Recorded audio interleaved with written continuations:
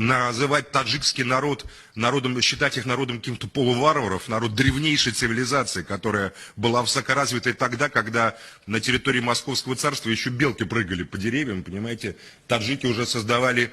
удивительные произведения культуры и искусства, и у них были государства. Да и к 19 веку, когда Российская империя пришла туда,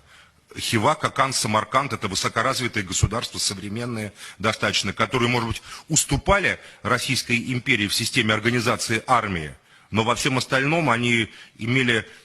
систему законов, между прочим, восходящие к VI веку, и которые непрерывно воспроизводились. И вполне, знаете, называть их варварами то же самое, как называть варварами, честно говоря, некоторые государства Италии